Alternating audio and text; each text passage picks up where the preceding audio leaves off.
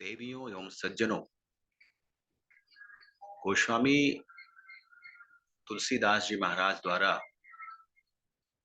रचित श्री रामचरितमानस के कतिपय व्यवहारिक प्रसंगों पर अपना मंतव्य प्रस्तुत करने हेतु आप सबके समक्ष समुपस्थित हूं।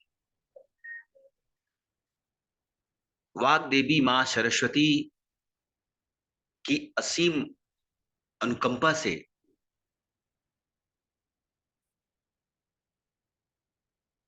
प्रभु श्री राम, मर्यादा पुरुषोत्तम श्री राम के स्वरूप में अवतार धारण करने वाले परब्रह्म परमेश्वर के स्वरूप का गुणगान करना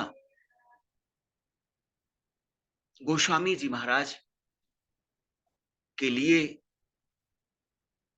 मां सरस्वती की विशेष कृपा तथा रघुपति भक्त श्री हनुमान की प्रेरणा से ही संभव हो सका। श्री रामचरितमानस के अनेक ऐसे प्रसंग हैं जो त्रेता युग में प्रभु श्री राम को महानायक की श्रेणी में रख देते हैं। अधर्म पर धर्म की विजय पताका कोई महानतम ईश्वरीय शक्ति ही फैला सकती है। अधर्म का साम्राज्य इतना अंधकार पूर्ण होता है कि उस अंधकार को समाप्त कर प्रकाश, धर्म का प्रकाश संपूर्ण लोकों में प्रसिद्ध करना इतना सहज नहीं होता है। प्रभु श्री राम का भजन मात्र, उनका स्मरण मात्र मनुष्य की दैहिक, दैविक और भौतिक बाधाओं को दूर करने में समर्थ है। लव निमेष परमाणु जुग वरस कलप सरचंड भजसी न मन तेहि राम को कालु जास को दंड। लव निमेष परमाणु, वर्ष, युग और कल्प जिनके प्रचंड बाण के समान है तथा काल जिनका धनुष है, रेमन तो ऐसे प्रभु श्री राम जी का स्मरण क्यों नहीं करता, प्रभु श्री राम जी का भजन क्यों नहीं करता। काल मापन के सूक्ष्म अंश से लेकर बृहद अंश तक समस्त इकाइयों पर ईश्वरीय सत्ता का संपूर्ण नियंत्रण होता है।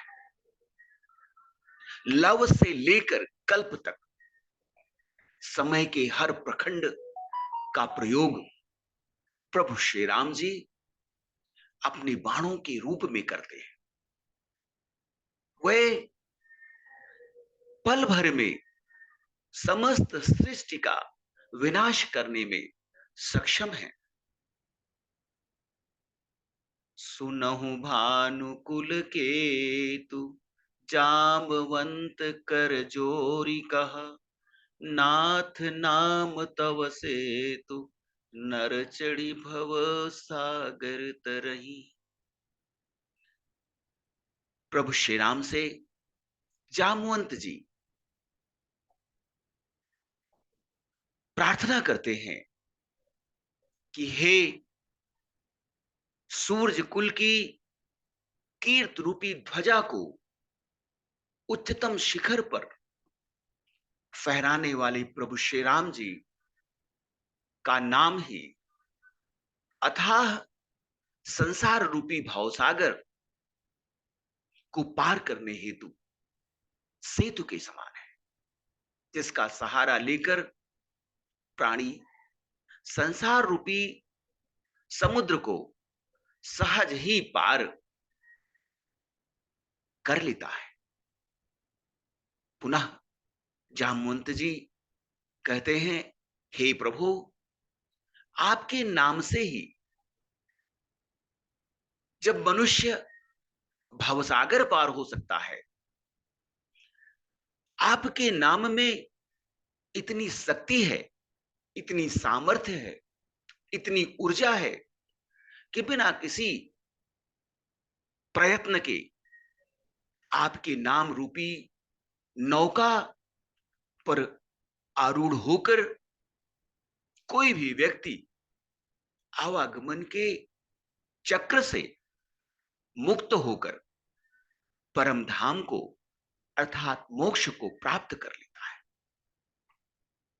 यह समुद्र किस गणना में है? यह तो आपके एक रोमावली के समान ही है।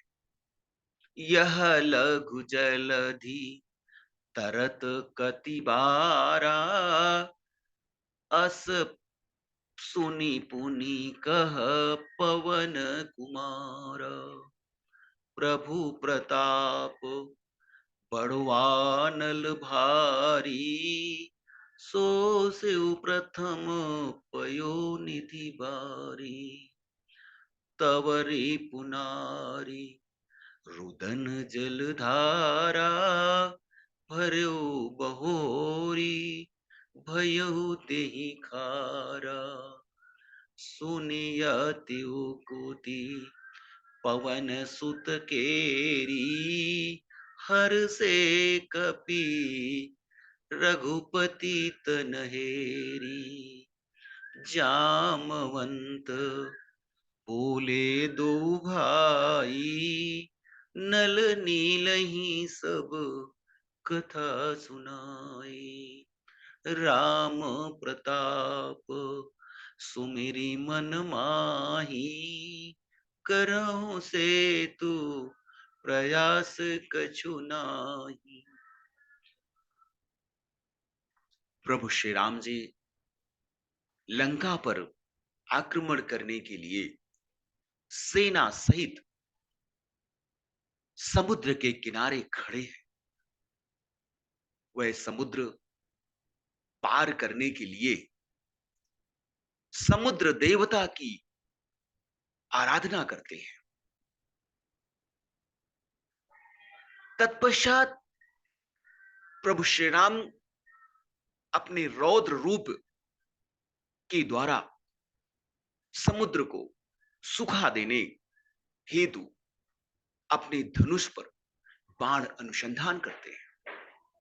समुद्र व्याकुल होकर प्रभु श्री राम की शरण में आ जाता है और समुद्र प्रभु श्री राम को सेतु निर्माण करने के लिए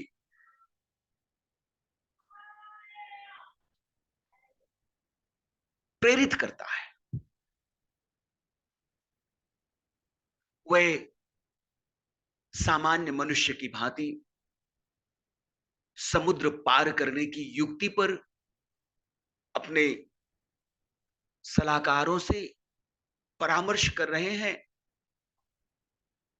वह प्रभु श्री राम जिनके नाम रूपी जहाज के स्मरण मात्र से संसार रूपी भवसागर सहज ही पार किया जा सकता है, ऐसे अतुलित बलशाली प्रभु श्री राम जी अपने भक्तों का मान बढ़ाने के लिए उनसे परामर्श कर रहे हैं।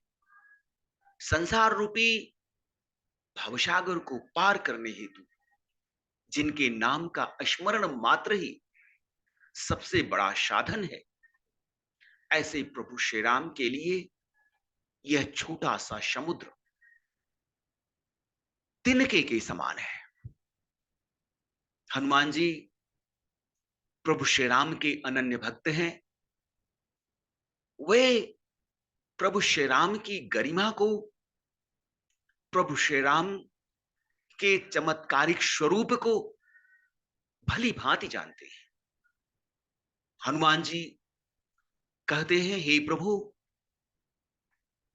आपका प्रताप बड़वा नल के समान है, जो समुद्र के जल को सहज ही सुखा सकता है।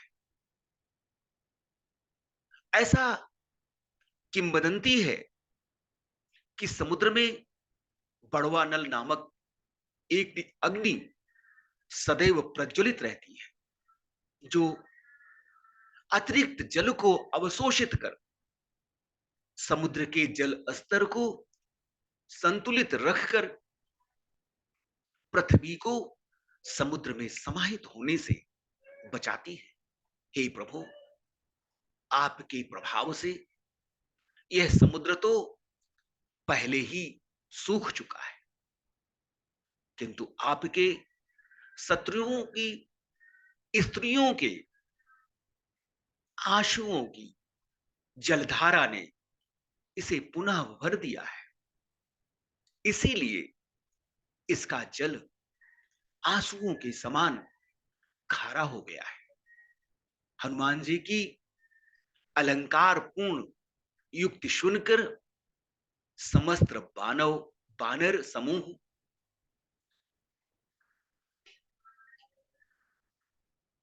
प्रसन्न हो उठा है। जामवंत विभीषण समेत सभी मंत्रीगण समुद्र पर पुल बनाने की योजना पर अमल करने का प्रयास करते हैं, किंतु प्रभु श्री राम के नाम मात्र से, प्रभु श्री राम के नाम मात्र स्मरण से जब व्यक्ति भवसागर पार हो सकता है, सांसारिक बाधाओं से मुक्ति पा सकता है, तो यह समुद्र तिनके के समान है। समुद्र पर सेतु का निर्माण सहज मानवीय कार्य नहीं हो सकता है। प्रभु श्री राम के नाम का प्रभाव, प्रभु श्री राम के नाम के प्रभाव के बिना समुद्र पर सेतु का निर्माण कदापि नहीं किया जा सकता है। ऐसे कृत्य किसी परब्रह्म, परमेश्वर या पराशक्ति के द्वारा ही संपादित किए जा सकते हैं। सामान्य मनुष्य में इतना सामर्थ्य नहीं है, इतना पौरुष नहीं है, इतना बल नहीं है कि वो समुद्र को बांध सके, समुद्र में सेतु की रचना कर सके। यह केवल प्रभु श्री राम के नाम का सामर्थ्य है कि प्रस्तर खंडों पर श्री राम नाम लिख करके समुद्र में उन पत्थरों को तैरा कर सहज ही सेतु का निर्माण प्रभु श्री राम जी एवं उनकी वानर सेना द्वारा कर दिया गया।